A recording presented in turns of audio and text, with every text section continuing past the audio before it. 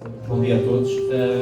Vamos iniciar os workshops aqui na zona D. Em primeiro lugar, vai apresentar aqui a arquiteta Joana Patinhas, da Hungria, vai apresentar dois projetos Passivol certificados. Vou passar a palavra, depois haverá um minuto para colocar as questões do final. Obrigada, bom dia a todos. Meu nome é Joana Patinhas, sou arquiteta da Hungria e hoje vou-vos apresentar os primeiros projetos certificados em Portugal. Começar pelas casas na Rua do Mar. Este foi o projeto pioneiro em Portugal, as primeiras Passivals em Portugal. São duas casas geminadas e são as casas também do fundador e presidente atual da Passivals Portugal.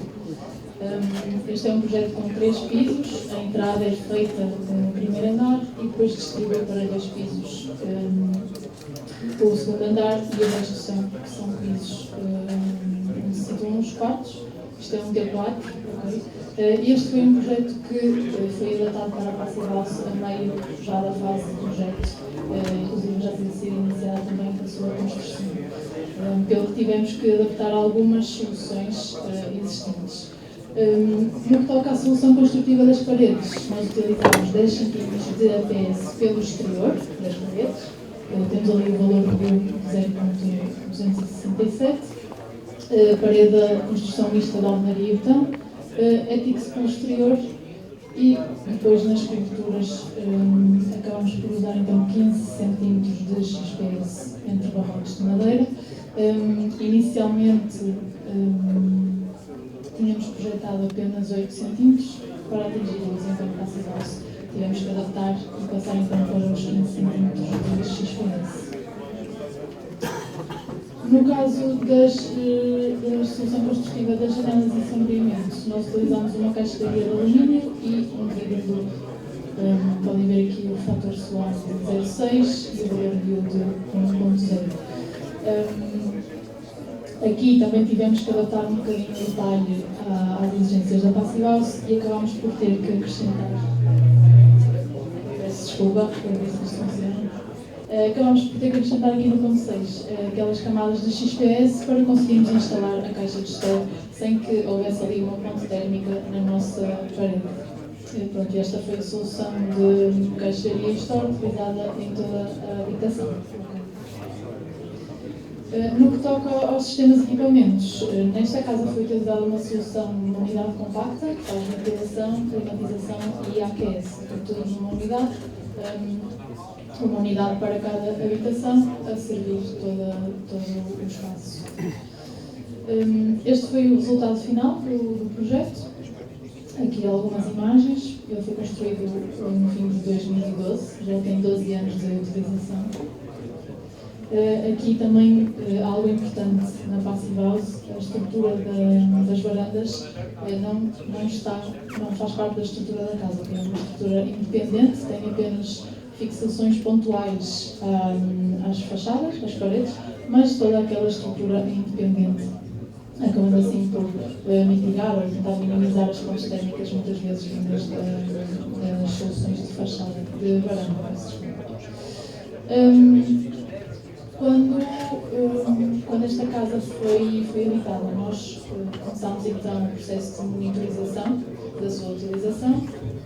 Aqui podemos ver a monitorização da temperatura, vocês têm a ver a temperatura que se registrou no exterior e depois têm aqui por pisos a temperatura interior. E vocês veem que a temperatura manteve-se sempre ali à volta dos 20, 22, 23 graus, praticamente inalterada, mesmo consoante as amplitudes que se sentem no exterior. E se vocês repararem, ali aqueles picos de temperatura que nós temos no interior coincide com a hora do dia em que as janelas recebem mais radiação solar.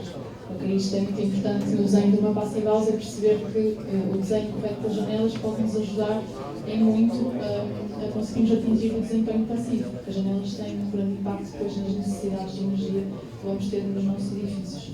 Vocês veem claramente ali, a partir da 1 ou 2 da tarde, temos ali um pico na temperatura que corresponde então à altura do dia em que as janelas vão receber mais radiação solar. Em relação à umidade relativa, vocês podem ver também que no interior temos um ambiente muito estável, a umidade manteve-se entre os 50% e os 70%.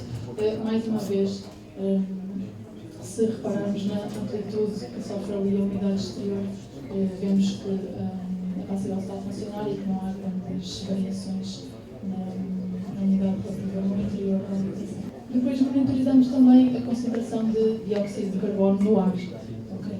O valor máximo que registramos foi de 1027 partes por milhão.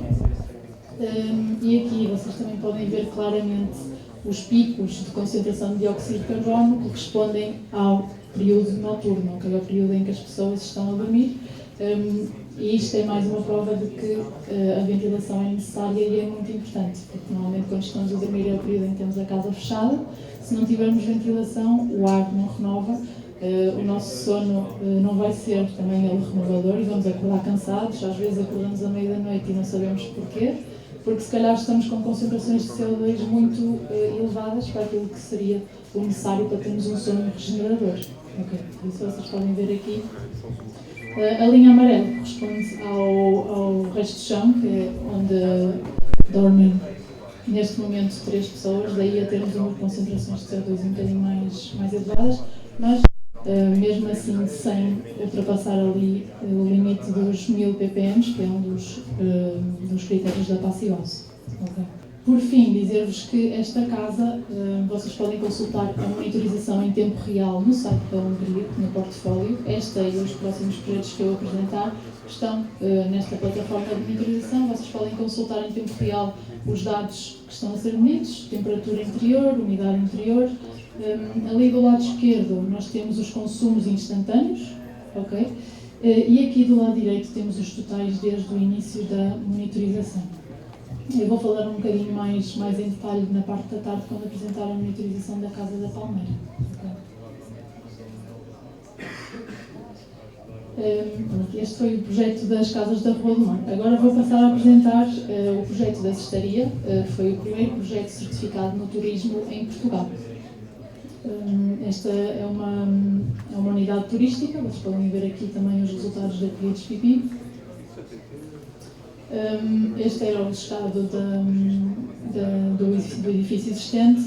Entretanto, tivemos que refazer toda a estrutura exterior e da fachada. E o que é que nós temos? Temos 2 unidades de habitação com entradas independentes. Okay?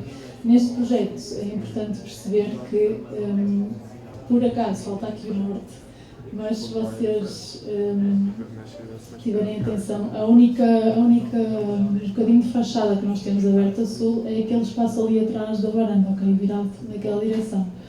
Isso teve também muita importância depois nas tomadas de decisão e na definição das soluções de projeto. Então, em relação ao pavimento, nós utilizamos ensoleiramento geral, 6 cm de XPS por baixo do ensoleiramento, ok? Sempre pelo exterior, o isolamento. Nas paredes, 10 cm de EPS, sempre pelo exterior.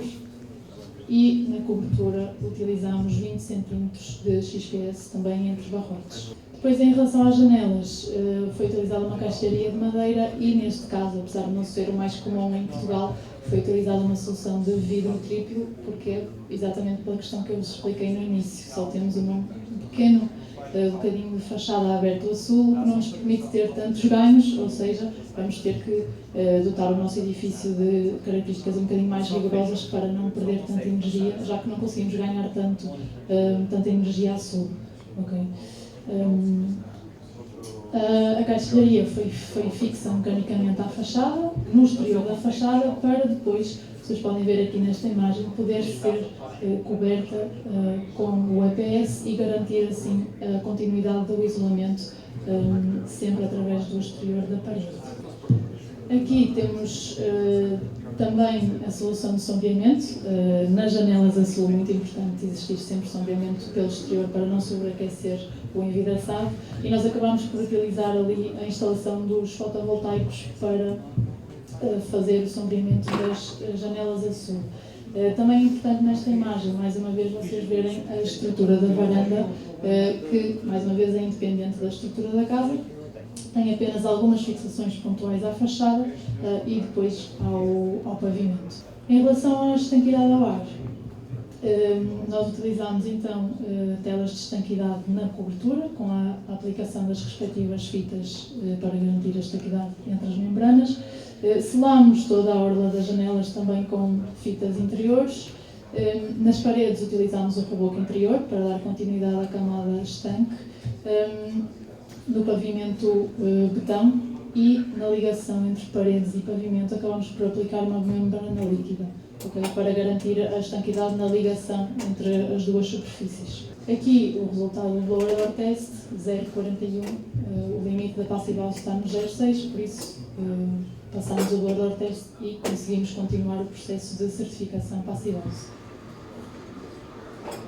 Em relação aos sistemas de equipamentos, aqui na ventilação nós utilizamos uma unidade de ventilação para cada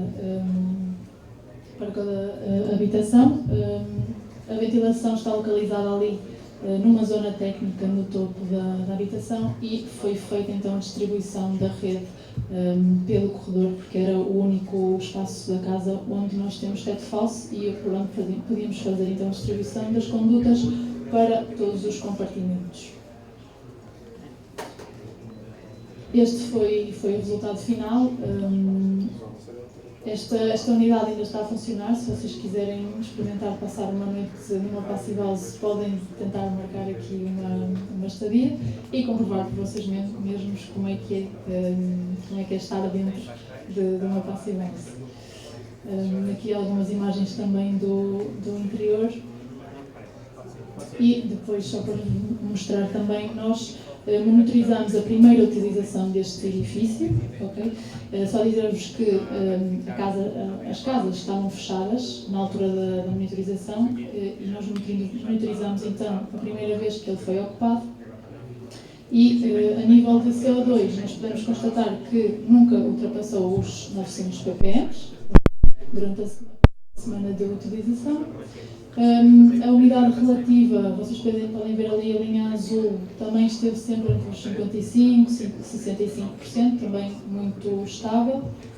E depois, em relação à temperatura, vocês podem ver também uma linha constante, apesar da variação que se sentiu no exterior, na Costa Nova naquela semana. Ali começámos com uma temperatura já perto dos 26 graus, mesmo pela questão da casa não estar a ser ocupada até ao início desta monitorização. Okay? Depois vocês veem que ela desceu ali para os 25, 24 e foi-se mantendo constante.